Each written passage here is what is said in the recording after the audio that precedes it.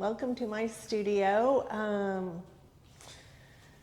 So I don't really know where to begin except for when you look outside. This is my third living sculpture sequel, and right now it's in the early succession stage. A lot of these plants are here because there's lead in the soil or arsenic.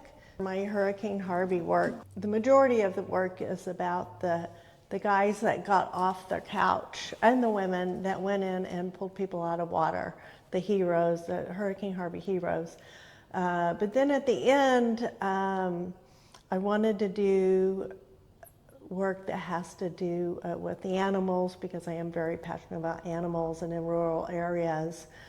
So I did a body of, they're monoprints. That whole body of work pretty much is on monoprints. But I wanted to, that was being exhibited, and I felt it needed a sculpture, and I was going to do a guy carrying a goat because Picasso did a guy carrying a goat, and then was like, why would you want to do that? And I'd seen this video about this young family in Conroe, and the water was coming up, and their barn was beginning to flood, and they had two little girls whose favorite pet, two little girls with Down syndrome, whose favorite pet was this potbelly pig. And that dad, you know how big a potbelly pig is, right? Hoisted that pig up their stairs, and the mom videoed it.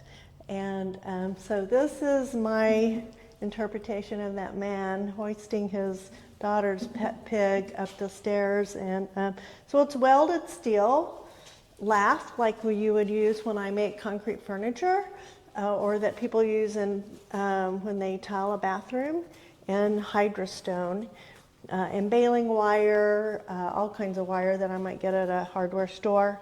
And to me, this is like the movement of the water. A lot of my work initially, before I got heavily into talking about the environment, was about time and movement. It's kind of interesting that now I'm in movement where it's social movement as opposed to just physical movement. Anyway, I love pigs. They're super smart animals, and I love that this was a true story, and I really admire that dad. You gotta love a dad that does that.